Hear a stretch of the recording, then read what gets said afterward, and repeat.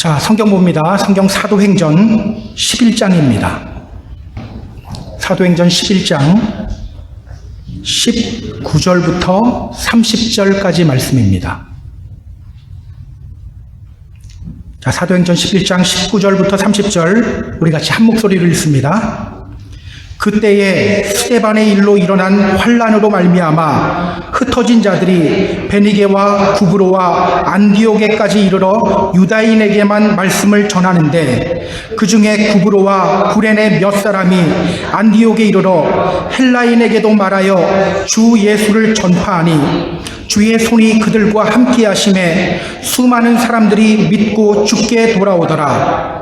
예루살렘 교회가 이 사람들의 소문을 듣고 바나바를 안디옥까지 보내니 그가 이르러 하나님의 은혜를 보고 기뻐하여 모든 사람에게 굳건한 마음으로 주와 함께 머물러 있으라 권하니 바나바는 착한 사람이요 성령과 믿음이 충만한 사람이라. 이에 큰 무리가 주께 더하여지더라. 바나바가 사울을 찾으러 다소에 가서 만남에 안디옥에 데리고 와서 둘이 교회에 1년간 모여 있어 큰 무리를 가르쳤고 제자들이 안디옥에서 비로소 그리스도인이라 일컬음을 받게 되었더라.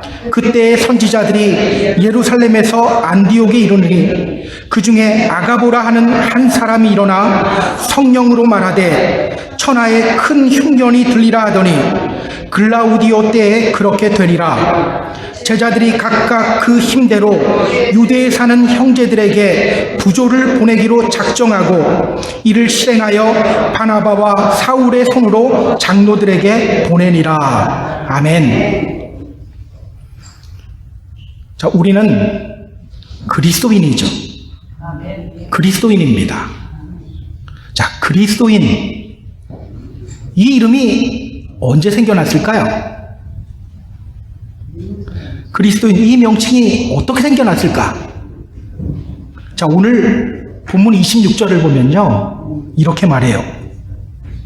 제자들이 안디옥에서 비로소 그리스도인이라 일컬음을 받게 되었더라. 제자들이 안디옥에서 비로소 그리스도인이라 일컬음을 받게 되었다. 그리스도인이라는 이름은요, 안디옥 교회 성도들이 가장 먼저 들었던 이름이에요. 이때부터 세상 사람들은 믿는 사람들을 향해 크리스찬, 즉 그리스도인이라고 부르기 시작했습니다. 자, 그래서 저 뒤에 사도행전 26장을 보면요, 바울이 헤롯 아그리빠에게 복음을 전해요. 그때 헤롯이 바울에게 이렇게 말합니다. 너가 적은 말로 나를 권하여 그리스도인이 되게 하려고 하느냐? 너 지금 나를 그리스도인으로 만들려고 하니? 이렇게 헤롯도 예수 믿는 사람들을 향해 그리스도인이라고 부르죠. 그리고 나중에는요, 믿는 사람들도 스스로를 가리켜서 그리스도인이라고 하기 시작해요. 베드로전서 4장 16절을 보면요, 베드로가 믿음의 성도들을 향해서 이렇게 말합니다. 만일 그리스도인으로 고난을 받으면 부끄러워하지 말고 도리어 그 이름으로 하나님께 영광을 돌리라. 베드로도요, 믿는 사람들을 향해 그리스도인이라고 표현하죠. 이렇게 믿는 사람들도 나중에는 스스로를 가리켜서 그리스도인이라고 부르기 시작했어요. 자, 그렇다면 여러분, 그리스도인, 크리스찬, 이 말이 무슨 뜻일까요? 그리스도인, 이 말이 무슨 뜻일까요? 자, 헬라어로 크리스티아노스라고 합니다. 크리스티아노스. 크리스토스라는 단어에 이아노스라는 단어가 붙은 거예요. 그래서 크리스티아노스라고 합니다. 자, 어떤 사람 뒤에 이아노스라는 단어가 붙으면요, 그 사람에게 속한 사람이 됩니다. 예를 들면 가이사 가문에 속한 사람들을 부를 때는요, 이렇게 불러요. 가이사리아노스. 가이사리아노스. 그러면, 아, 저 사람 가이사 가문에 속한 사람이구나. 이런 뜻이에요. 그렇다면 여러분, 크리스티아노스. 이 말이 무슨 뜻일까요? 크리스토스에 속한 사람이라는 뜻이에요. 크리스토스에 속한 사람. 크리스토스는 그리스도라는 뜻이죠. 따라서요, 그리스도인이라는 말은요, 그리스도께 속한 사람이라는 뜻입니다. 그리스도를 따르는 사람이라는 뜻이에요. 저는 우리 모두가 진짜 그리스도인이 되었으면 좋겠어요. 정말로 그리스도께 속한 사람이 되었으면 좋겠습니다. 자, 오늘 안디옥 교회의 성도들은 어떻게 해서 그리스도인이라는 이름을 듣게 되었을까요? 오늘 안디옥 교회 사람들은 어떻게 할 때 이 그리스도인이라는 이름을 듣게 되었을까? 오늘 본문을 보면서 확인해 보도록 하겠습니다. 자, 본문으로 들어갈게요. 19절, 20절, 21절입니다. 자, 19절서부터 21절까지 말씀 같이 읽습니다. 그때에 스데반의 일로 일어난 환난으로 말미암아 흩어진 자들이 베니게와 구브로와 안디옥까지 이르러 유대인에게만 말씀을 전하는데 그 중에 구브로와 구레네 몇 사람이 안디옥에 이르러 헬라인에게도 말하여 주 예수를 전파하니 주의 손이 그들과 함께 하심에 수많은 사람들이 믿고 주께 돌아오더라. 그때에, 언제를 가리킬까요? 그때에 바로 앞에서 일어난 일을 가리키겠죠. 이방인을 향한 하나님의 마음을 외면하며 베드로를 비난하던 그 예루살렘 교회의 성도들은요, 결국 이렇게 고백하게 됩니다. 하나님께서 이방인에게도 생명 얻는 회개를 주셨다. 하나님께서 이방인에게도 생명 얻는 회개를 주셨다. 바로 그 일이 있은 후를 가리키는 거예요. 자, 예루살렘 교회의 성도들이 이방인을 향한 하나님의 마음을 깨달았어요. 자, 그러자 어떤 일이 일어나게 됩니까? 그때에 스데반의 일로 일어난 환난으로 말미암아 흩어진 자들이 베니게와 구브로와 안디옥까지 이르러 유대인에게만 말씀을 전하는데 그 중에 구브로와 구레네 몇 사람이 안디옥에 이르러 헬라인에게도 말하여 주 예수를 전파하니. 자, 그때부터 믿음의 형제들은요, 헬라인에게도 예수님을 전하기 시작해요. 그들은 어떤 사람들이죠? 스데반의 일로 일어난 환난으로 말미암아 흩어진 자들, 스데반의 일로 일어난 환난으로 인해서 흩어진 자들. 자, 우리가 앞에서 확인했어요. 스데반을 죽인 후에 유대인들은요, 본격적으로 예루살렘 교회를 향한 박해를 가합니다.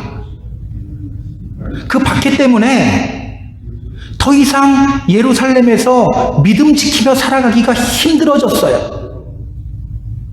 그때 그들은 믿음을 지키기 위해서 예루살렘을 떠나죠. 성경은요, 그때의 장면을 이렇게 묘사해요.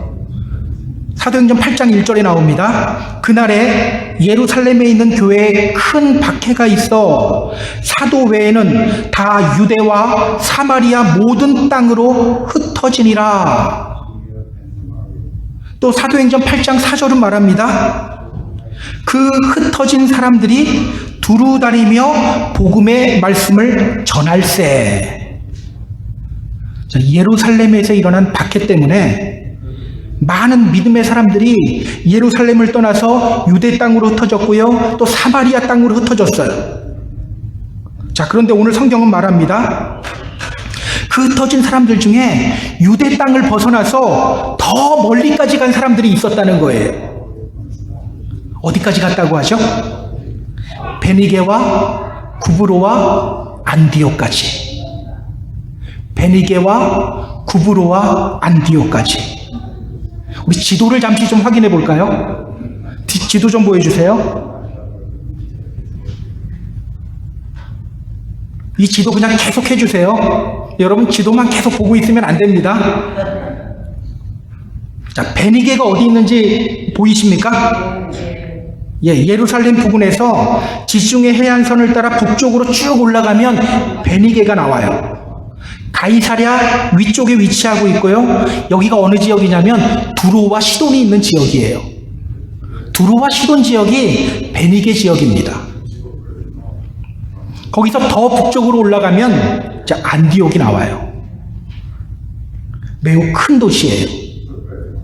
자, 구브로 어디 있는지 보이십니까? 예, 섬이에요. 구브로는요, 지중해에 위치한 섬이에요. 지금은 사이프러스라는 섬이라는 이름을 가지고 있어요. 사이프러스. 그러니까 예루살렘으로부터 흩어진 사람들은요, 계속해서 북쪽으로 올라간 거예요. 그리고 안디옥까지 가게 된 거예요. 안디옥은요, 예루살렘으로부터 480km 정도 떨어져 있는 곳입니다. 당시 안디옥은요, 매우 큰 도시였어요. 현재는 터키의 안타키아라는 도시입니다. 지금은요, 그렇게 큰 도시는 아니에요. 지금은 인구 25만 정도 되는 도시예요. 그런데 당시에는요, 인구가 50만 명이 넘는 도시였어요. 그러다 보니 많은 유대인들이 이곳에 정착을 하고 있었어요. 예루살렘에서 일어난 그 박해 때문에 믿음의 형제들이 그곳 안디옥까지 가게 된 거예요. 자, 그런데 안디옥에서 어떤 일이 벌어졌습니까? 원래 그들은요, 유대인들에게만 말씀 전했어요. 예. 그런데 지난주에 우리가 봤잖아요. 예루살렘 교회에서 이제 공식적으로 이방인에 대한 선교를 인정했어요. 그 결과 그들이 이제 헬라인들에게도 예수님을 전파하기 시작해요. 그래서 성경은 이렇게 말하는 겁니다. 흩어진 자들이 베니게와 구브로와 안디옥에까지 이르러 유대인에게만 말씀을 전하는데 그 중에 구브로와 구레네 몇 사람이 안디옥에 이르러 헬라인에게도 말하여 주 예수를 전파했다. 자, 안디옥에 대해서 조금 더 설명하면요.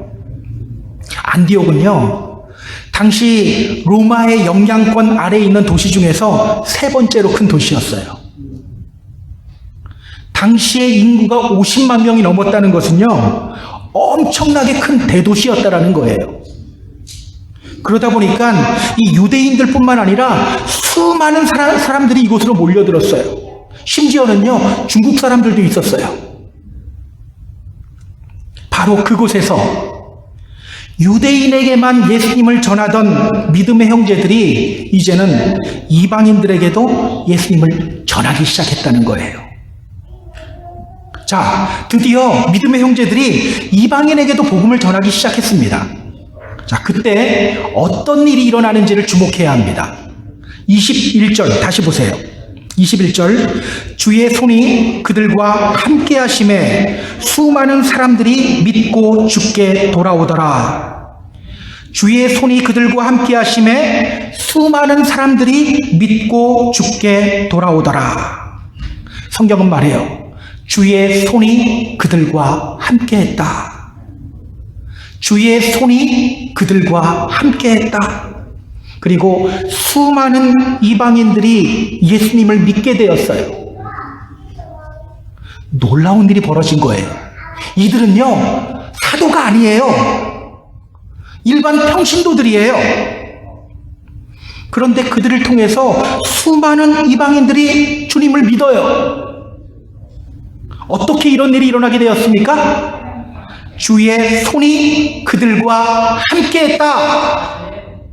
주의 손이 그들과 함께 했기 때문입니다. 주님의 손이 그들과 함께 했기 때문에. 자, 주님의 손이 그들과 함께 했다. 이 말이 무슨 뜻일까요? 자, 시편 18편을 보면요, 다윗은 하나님의 손을 이렇게 묘사합니다. 그가 높은 곳에서 손을 펴사 나를 붙잡아 주시며 많은 물에서 나를 건져내셨도다. 하나님의 손은요, 우리를 위험에서 건져내는 손이에요. 또 사무엘상 7장 13절을 보면요, 이런 표현이 나옵니다. 여호와의 손이 사무엘이 사는 날 동안에 블레셋 사람을 막으셨다. 하나님의 손은요, 우리를 보호해 주시는 손이에요. 특히 하나님의 오른손은요, 능력의 손입니다. 권능의 손입니다. 이사야는 하나님의 오른손을 이렇게 묘사해요. 여호와께서 그 오른손 능력의 팔로 맹세하셨다. 신명기 7장에도 이런 표현이 있어요. 하나님이 권능의 손으로 이스라엘을 인도하여 내셨다. 다 손이 들어가죠. 그렇다면 여러분, 주의 손이 그들과 함께했다, 이 말이 무슨 뜻입니까? 주님의 보호하심이 그들에게 함께했다는 거예요. 주님의 능력의 손이 그들과 함께했다는 거예요. 그러자 수많은 이방인들이 주님을 믿게 된 거예요. 그렇게 안디옥 교회가 세워진 겁니다. 아무리 생각해봐도요, 놀라운 일이 펼쳐진 거예요. 한국에서 미국으로 처음 이민 온 사람들의 이야기를 읽었던 적이 있어요. 지금이야 이제 인터넷이 잘 발달되어서 우리가 한국 소식도 쉽게 접하잖아요. 또 월마트에 가면 한국 식품들도 있잖아요. 라면만 있는 것이 아니라 심지어 비비고 만두까지 있어요, 이제는. 예전에는 그렇지 않았죠. 그분들은요, 1902년서부터 오기 시작했거든요. 처음에 오신 분들은요, 영어 한마디 하지 못했어요. 그 상태로 하와이로 왔어요. 음식도 입에 맞지 않아요. 이른 새벽부터 사탕수수 밭에서 고된 노동에 시달려야 했어요. 오늘 본문에 이 사람들 역시 언어도 다르고 또 문화도 다르고 음식도 다른 곳으로 왔어요. 그 삶이 얼마나 고달팠을까요? 그런데 그 고달픈 삶 가운데서도 그들은 예수님을 전합니다. 그들이 예수님 전하는 모습 한번 상상해 보세요. 행색이 옷 잘 입고 전했을까요? 초라했을 것 같아요. 헬라말 잘했을까요? 물론 유창한 사람들도 있었겠지만 유창하지 않은 사람들도 많았을 거예요. 그런데 그들이 전하는 메시지를 듣고 이방인들이 예수님을 믿기 시작해요. 어떻게 이렇게 놀라운 일이 벌어졌다고요? 주님의 손이 그들과 함께 했기 때문에, 주님의 손이 그들과 함께 했기 때문에 이렇게 놀라운 일이 벌어지게 된 거예요. 비록 유창한 말은 아니지만 그들이 전하는 메시지에 주님이 능력을 부어주신 거예요. 비록 전문 설교가는 아니지만 그들이 전하는 말을 듣는 그 이방인들의 마음을 하나님이 움직이신 거예요. 저는 오늘 우리 각자의 삶에 주님의 손이 함께 했으면 좋겠어요. 오늘 우리의 가정에 주님의 손이 함께 했으면 좋겠어요. 우리 교회에 주님의 손이 함께 했으면 좋겠어요. 여러분, 언제 주님의 능력의 손이 그들과 함께 했죠? 언제? 이방인을 사랑하시고 구원하기 원하시는 주님의 마음을 품고 복음 전할 때 주님의 손이 그들과 함께 했어요. 기억하세요. 우리가 주님의 마음 품고 주님의 증인이 되어서 복음을 전하면 주님의 손이 우리와 함께 합니다. 주님의 함께 하심이 우리에게 임하게 됩니다. 주님의 마음을 품고 나아가기 때문에 내가 일하는 것이 아니라 주님이 일하시는 거예요. 그때 주님의 능력이 우리에게 부어지는 겁니다. 반드시 기억하시기 바랍니다. 자, 그럼 우리 22절부터 24절까지 말씀 볼게요. 22절부터 24절까지 말씀 같이 읽습니다. 예루살렘 교회가 이 사람들의 소문을 듣고 바나바를 안디옥까지 보내니 그가 이르러 하나님의 은혜를 보고 기뻐하여 모든 사람에게 굳건한 마음으로 주와 함께 머물러 있으라 권하니 바나바는 착한 사람이요 성령과 믿음이 충만한 사람이라 이에 큰 무리가 주께 더하여지더라. 자, 예루살렘 교회가요 안디옥 교회에 대한 소식을 들었어요. 수많은 이방인들이 예수 믿고 교회에 왔다는 소식을 들었어요. 예전 같았으면 화냈겠죠? 그런데 이제 그들은 변했어요. 그들은 기뻐하면서 바나바를 안디옥으로 보냅니다. 왜 예루살렘 교회는 바나바를 보냈을까요?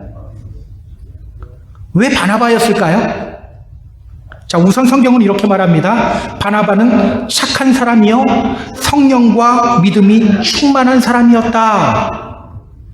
그는요 하나님을 잘 믿는 사람이었어요. 그리고 성령이 충만한 사람이었어요. 그리고 또 한 가지 이유가 있어요. 그의 고향이 바로 구브로예요. 그의 고향이 바로 구브로입니다. 지도에서 우리가 구브로 어딘지 다 확인했었죠? 바나바는요 이 지역 잘 알고요 이 지역 문화와 언어에 익숙한 사람이에요. 그래서 예루살렘 교회는 바나바를 안디옥으로 보낸 거예요. 자, 이제 바나바가 안디옥에 왔어요. 그때 그는 안디옥 교회를 통해 무엇을 보게 되죠? 성경이 이렇게 말하죠. 그가 이르러 하나님의 은혜를 보고, 그가 이르러 하나님의 은혜를 보고, 그는요 안디옥 교회 안에 하나님의 은혜가 넘치는 것을 보게 됩니다. 하나님의 은혜, 하나님의 은혜를 보았다. 이 말이 무슨 뜻일까요? 은혜가 보입니까? 여러분, 저에게 하나님의 은혜 넘치는 것이 보이세요? 보여야 되는데. 여러분, 은혜, 이 말이요 헬라어로 카리스라는 말이에요. 카리스. 이 말은요 기쁨과 감사와 사랑과 친절을 의미하는 말이에요. 그래서요 하나님의 은혜를 받으면 나타나는 현상이 있어요. 기쁨이 넘쳐요. 감사가 넘쳐요. 다른 사람을 사랑하게 되고요 친절하게 돼요. 저는 여러분에게 하나님의 은혜가 보이는데 여러분 저로부터 하나님의 은혜가 안 보입니까? 보이죠? 감사합니다. 그렇다면 여러분, 안디옥 교회에서 하나님의 은혜를 보았다는 것, 이것이 무엇을 의미합니까? 안디옥 교회 가보니 성도들의 얼굴이 기쁨으로 환했다는 거예요. 먼 타향살이 삶이잖아요. 얼마나 고달픈 삶입니까? 그런데 안디옥 교회 성도들은요 유대인과 헬라인들이 함께 모여서 감사 고백하고 또 성도들 간에 서로 사랑이 넘치는 교회였다라는 거예요. 저는요 오늘날 교회들이 이런 안디옥 교회를 보며 도전받아야 된다고 생각해요. 이 안디옥 교회도 일종의 이민교회잖아요. 우리 교회 같은. 그런데 안디옥 교회 안에는요 은혜가 넘쳤어요. 성도들의 얼굴에 기쁨이 넘쳐났어요. 사랑이 넘쳤어요. 저는 우리 교회 성도님들도 이렇게 안디옥 교회의 성도들처럼 하나님의 은혜가 넘치는 믿음의 성도님들이 되었으면 좋겠어요. 자, 은혜는 보인다 안 보인다? 보인다. 보입니다. 여러분 지금 잘하고 계셔요. 정말 잘하고 계셔요. 그런데 언제 마귀가 틈탈지 몰라요. 늘 기쁨과 사랑이 넘치는 우리 성도님들 되기를 주님의 이름으로 소망합니다. 자, 그런데 여기서요 우리가 좀 주목해야 할 것이 있어요. 그렇게 은혜가 넘치는 안디옥 교인들을 보면서 바나바가 한 가지 권면의 말을 합니다. 자, 어떤 권면의 말을 하죠? 모든 사람에게 굳건한 마음으로 주와 함께 머물러 있으라 권하니. 모든 사람에게 굳건한 마음으로 주와 함께 머물러 있으라 권하니. 바나바는요, 안디옥 교인들에게 주와 함께 머물러 있을 것을 권면합니다. 여러분, 마음을 굳게 해서 주님과 함께 머물러 있어야 합니다. 주와 함께 머물러 있으라. 이 말이 무슨 뜻일까요? 주와 함께 머물러 있으라. 여러분, 절대로 교회 떠나면 안 됩니다. 이런 의미일까요? 절대로 믿음의 자리를 떠나면 안 됩니다. 믿음의 자리 지켜야 합니다. 이런 의미일까요? 분명히 이 의미 있어요. 그런데 우리가 좀 더 구체적으로 알아야 돼요. 좀 더 구체적으로 알려면 성경을 계속해서 봐야 합니다. 자, 25절, 26절 보세요. 25절, 26절 같이 읽습니다. 바나바가 사울을 찾으러 다소에 가서 만남에 안디옥에 데리고 와서 둘이 교회에 1년간 모여 있어 큰 무리를 가르쳤고, 제자들이 안디옥에서 비로소 그리스도인이라 일컬음을 받게 되었더라. 자, 주와 함께 머물러 있으라 이렇게 외친 후에 바나바는요, 다소라는 곳으로 갑니다. 지도를 보면요, 다소는 안디옥에서 북쪽으로 더 올라가죠. 한 220km 더 올라가야 돼요. 바나바가 왜 다소로 갔죠? 다소는요, 사울의 고향이에요. 그리고 지금 사울이 다소에 있어요. 얼마 전 사울이 예루살렘에서 예수님을 전할 때 헬라파 유대인들이 사울을 죽이려고 했어요. 그때 믿음의 형제들이 그를 가이사라로 데리고 가서 거기서 배를 태워서 다소로 보냈어요. 바나바는요, 사울을 안디옥 교회로 데리고 오기 위해서 지금 다소로 간 거예요. 그는 왜 사울을 데리러 갔을까요? 주와 함께 머물러 있는 것하고 사울 데리고 오는 것하고 이게 무슨 관계가 있을까요? 자, 사울이 안디옥 교회로 온 뒤 어떤 일이 펼쳐지는지를 우리가 봐야 합니다. 성경은 이렇게 말해요. 안디옥에 데리고 와서 둘이 교회에서 1년간 모여 있어 큰 무리를 가르쳤고, 바나바는요, 사울과 협력해서 안디옥 교인들에게 말씀을 가르쳐요. 그리고 성경은 말합니다. 제자들이 안디옥에서 비로소 그리스도인이라 일컬음을 받게 되었더라. 그리고 사람들은 그런 제자들을 보며 이렇게 말하죠. 그리스도인들, 그리스도에 속한 사람들, 그리스도를 따르는 사람들. 그렇다면 여러분, 주와 함께 머물러 있어라 이 말이 무슨 뜻입니까? 단지 교회 나가야 한다, 예배 빠지면 안 된다, 이게 아니죠. 그건 기본이고요. 끊임없이 말씀으로 교육받고 양육받는 자리로 나아가야 한다는 뜻이에요. 다시 한번, 주와 함께 머물러 있어야 한다는 것은요, 끊임없이 말씀으로 가르침을 받고 양육받는 것, 바로 이것을 의미합니다. 요한복음 15장을 보면요, 포도나무 비유가 나와요. 예수님이 제자들에게 말씀하셔요. 나는 포도나무요, 너희는 가지라. 그가 내 안에, 내가 그 안에 거하면 사람이 열매를 많이 맺나니 나를 떠나서는 너희가 아무것도 할 수 없음이라. 포도나무 가지가 사는 길은 뭡니까?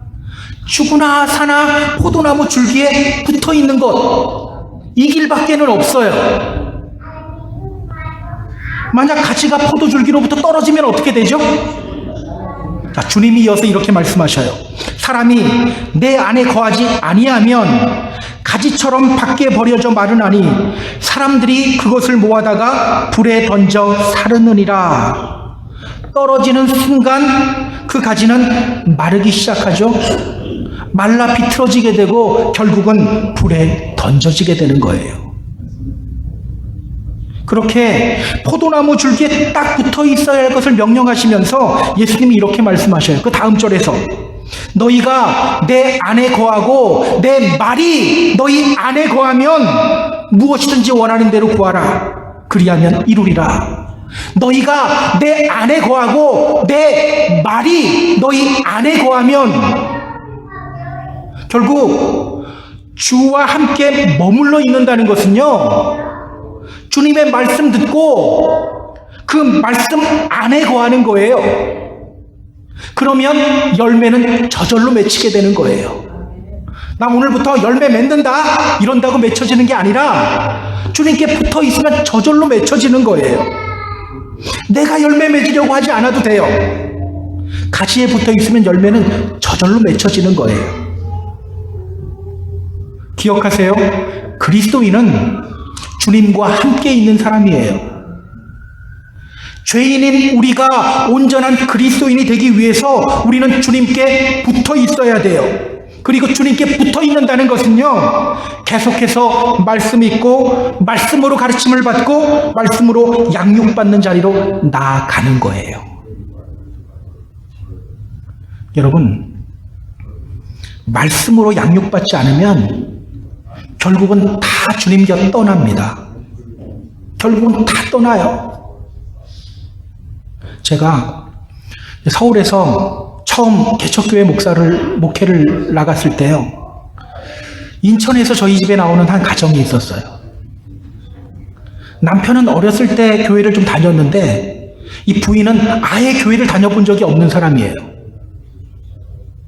여름 수련회를 함께 갔습니다. 그리고 첫날 저녁 때 이제 세족식과 기도회를 했어요. 그런데 그때 이 여자분의 마음이 무너지기 시작했어요. 눈물을 흘리며 회개하기 시작했어요. 그때부터 주일 예배만 오면 그렇게 우는 거예요. 그때 저는요, 그 눈물 흘리는 모습 보면서 이렇게 생각했어요. 야, 한 사람이 또 주님의 백성이 되었구나. 할렐루야! 그런데요, 이상하죠? 믿음이 들어가기 시작하면 마귀의 공격은 반드시 와요. 그 여자분의 사촌 중에 무당이 하나 있었는데 그 집에 갑자기 그 무당이 찾아간 거예요. 내내 안 오다가 예수 믿기 시작하니까 와요. 그리고 이렇게 말해요. 너 교회 다니면 너 남편 잘못되고 너 자식들 다 잘못된다. 너 나 알지? 나 굉장히 용한 무당이야. 목사들도 나 찾아와. 그 소리 듣고 이분이 고민하기 시작해요. 그리고 결국은 교회를 떠나기로 결정을 내려요. 남편 잘못되고 또 자식들 잘못될 거라는 말을 듣고 나니까 도저히 교회 못 나가겠대요. 여러분, 분명히 주님의 만지심이 그분에게 있었잖아요. 눈물 흘리며 기도했었잖아요. 그런데 그 주님의 만지심을 경험하고도 교회를 떠나요. 사실요, 저는 지금도 그분 생각하면 마음이 좋지 않아요. 저에게 어떤 후회가 남아있는지 아세요? 내가 왜 좀 더 그분에게 말씀을 더 가르치지 못했을까? 내가 왜 그분에게 말씀을 좀 더 가르치지 못했을까? 기억하세요? 말씀이 기초가 되지 않고 감정만 뜨거워지는 것은요, 정말 위험해요. 우리는 먼저 말씀으로 공급받기 위해 몸부림쳐야 돼요. 그렇지 않으면 다 떠나게 되어 있어요. 왜? 감정은 언제고 식거든요. 하지만 하나님의 말씀은 푸른 마르고 꽃은 시드나 영원히 있게 되는 거예요. 주님의 이름으로 부탁드립니다. 말씀 속으로 들어가는 싸움 계속해서 싸우시기 바랍니다. 혹시 이런 분 있나요? 나는 성경 여러 번 읽었고 말씀도 많이 알아. 말씀 다 거기서 거기야. 목사들 설교 다 거기서 거기야. 혹시 이렇게 생각하고 있는 분 있습니까? 기억하세요. 맞아요. 목사들 설교 다 거기서 거기에요. 그런데요, 말씀으로 계속해서 들어가는 싸움 멈추는 순간 우리는요, 말라 비틀어지기 시작해요. 목사도 마찬가지예요. 다행히도 우리 교회 성도님들은요, 말씀 안에 거하려고 하는 몸부림이 있어요. 여러분, 계속해서 유지해야 합니다. 말씀으로 들어가는 싸움을 멈추는 순간 나는 죽는다. 이 마음으로 늘 말씀으로 가르침을 받고 또 말씀으로 양육받는 자리로 나아가는 저와 여러분이 되었으면 좋겠어요. 그때 저와 여러분들로부터 아름다운 열매들이 맺혀지게 될 거예요. 자, 그럼 27절부터 30절까지 말씀입니다. 자, 27절부터 30절까지 말씀 같이 읽습니다. 그때에 선지자들이 예루살렘에서 안디옥에 이르니 그 중에 아가보라 하는 한 사람이 일어나 성령으로 말하되 천하에 큰 흉년이 들리라 하더니 글라우디오 때에 그렇게 되니라. 제자들이 각각 그 힘대로 유대에 사는 형제들에게 부조를 보내기로 작정하고 이를 실행하여 바나바와 사울의 손으로 장로들에게 보내니라. 자, 여기 나오는 그때 언제를 가리킬까요? 제자들이 그리스도인이라 불리기 시작한 때예요. 그때 선지자들이 예루살렘으로부터 안디옥으로 왔어요. 자, 여기서 말하는 선지자들은요, 성령의 감동으로 예언의 은사를 가진 사람들이라고 생각하면 돼요. 그런데 그 중에 아가보라는 사람이 있었습니다. 아가보. 자, 이 이름은 그냥 기억해 두세요. 왜냐하면 사도행전 21장에 한 번 더 나와요, 이 사람이. 자, 그 아가보가 성령의 감동으로 일어나 말해요. 천하에 큰 흉년이 될 것이다. 그리고 성경은 말합니다. 글라우디오 때에 그렇게 되니라. 실제로 글라우디오 황제 때인 AD 48년경에 큰 흉년이 와요. 이 흉년이 얼마나 심각한 흉년이었는지 로마, 그리스, 애굽은 물론 유대 지역까지 큰 영향을 받습니다. 사실은요, 이곳 안디옥도 그 흉년의 영향을 받았던 곳이에요. 자, 그런데 그때 안디옥 교인들이 무엇을 합니까? 성경은 말해요. 제자들이 각각 그 힘대로 유대에 사는 형제들에게 부조를 보내기로 작정하고 이를 실행하여 바나바와 사울의 손으로 장로들에게 보내니라. 그들은요, 자기 힘 닿는 대로 유대에 있는 믿음의 형제들에게 구제 헌금을 보내기로 결심해요. 결심만 하는 것이 아니라 또 실행해요. 바나바와 사울을 통해서 그 구제 헌금을 예루살렘 교회에 보냅니다. 정말 대단하지 않나요? 이들의 삶이 넉넉했을까요? 결코 넉넉하지 않은 삶이에요. 그런데 그들이 예루살렘 교회에 있는 믿음의 형제들을 도와요. 비로소 그리스도인이 된 그들이 이젠 자신만 바라보지 않고 다른 사람들에게도 또 눈을 돌려요. 여러분, 어떻게 이런 일이 가능하게 되었을까요? 우리 그러잖아요. 내 코가 석잔데 어떻게 이런 일이 가능하게 되었죠? 그들은요, 주님의 마음을 품은 사람이에요. 그리고 말씀으로 양육받으며 주님께 꼭 붙어있는 사람이에요. 그러자 주님께 붙어있자 그 마음이 부자가 되는 거예요. 비록 궁핍한 삶이지만 부요함을 느끼는 거예요.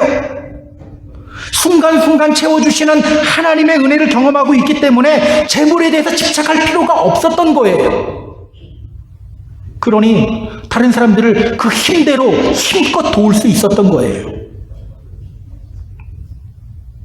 예루살렘 교회 입장에서도 깜짝 놀랄 만한 일이죠. 그들이 이방 사람들을 향해 문을 열자 이방인들도 그들을 향해 마음 문을 열었어요. 얼마나 놀랍고 감격스러운 일입니까? 고린도후서 9장을 보면요, 이렇게 이방인들로부터 도움과 사랑을 전달받은 예루살렘 교회의 성도들이 어떻게 반응했는지를 바울이 소개해요. 이렇게 말합니다. 또 그들이 너희를 위하여 간구하며 너희에게 주신 지극한 은혜로 말미암아 너희를 사모하느니라. 여기서 그들은 예루살렘 교회 성도들을 가리키고요. 너희는 고린도 교회 성도들을 가리켜요. 고린도 교회도 도왔었거든요. 이전에 너가 무할례자의 집에 들어가서 함께 먹었다 말하며 베드로를 비난하던 그 사람들이 이제는 이방인 믿음의 형제들을 위해 간구해요. 기도해요. 또 사모해요. 그렇게 이방인 교회와 예루살렘 교회가 서로 하나가 된 거예요. 저는 오늘 우리 교회 안에도 이런 일이 일어났으면 좋겠어요. 또 우리 펜사콜라 지역 안에도 이런 일이 일어났으면 좋겠어요. 옆교회 막 이러는 게 아니라 같이 하나가 되는 교회. 믿지 않는 사람들을 향한 주님의 마음을 품고 살아가는 저와 여러분이 되었으면 좋겠어요. 늘 말씀으로 양육받으며 주님께 붙어있는 저와 여러분이 되었으면 좋겠어요. 또 안디옥 교회와 같이 마음이 부자가 되어서 넉넉한 마음으로 또 선교하는 우리 교회가 되었으면 좋겠어요. 자, 이제 말씀을 정리하겠습니다. 사랑하는 펜사콜라 하는교회 성도 여러분, 저는 우리 모두가 진짜 그리스도인이 되었으면 좋겠습니다. 사실 그리스도인이라는 이름은요, 믿는 사람들이 스스로 만들어낸 이름이 아니에요. 자, 우리 지금부터 그리스도인이다 이렇게 해서 만들어진 이름이 아니에요. 세상 사람들이 믿는 사람들을 향해 부르기 시작한 이름입니다. 당시까지만 해도요, 세상 사람들은 예수 믿는 사람과 유대인들을 구분하지 못했어요. 그들의 눈에는요, 예수 믿는 사람이나 유대인이나 다 그 사람이었어요. 그런데 믿음의 형제들이 주님의 마음을 품고 복음을 전할 때 그들 눈에 예수 믿는 사람들과 유대인들이 구분되기 시작한 거예요. 믿음의 형제들이 말씀으로 양육받으며 나아갈 때, 또 말씀 위에 서는 삶을 살아갈 때 그들 눈에 예수 믿는 사람과 유대인들이 구분되기 시작한 거예요. 그래서 이렇게 말하게 된 겁니다. 저 사람들은 그리스도께 속한 사람들이다. 유대인들 아니다. 그리스도께 속한 사람들이다. 그리스도를 따르는 사람들이다. 그리스도인이다. 다시 한번 말씀드립니다. 그리스도인은 믿지 않는 영혼들을 향한 주님의 마음을 품고 살아갑니다. 말씀 속으로 들어가는 싸움을 계속해서 싸우는 사람입니다. 이것을 실천함으로써 진짜 구별된 그리스도인이 되는 저와 여러분이 되기를 주님의 이름으로 소망합니다. 그렇게 주님의 기쁨이 되고 또 믿음의 승리를 이루시는 저와 여러분 다 되기를 주님의 이름으로 축복합니다. 축복합니다.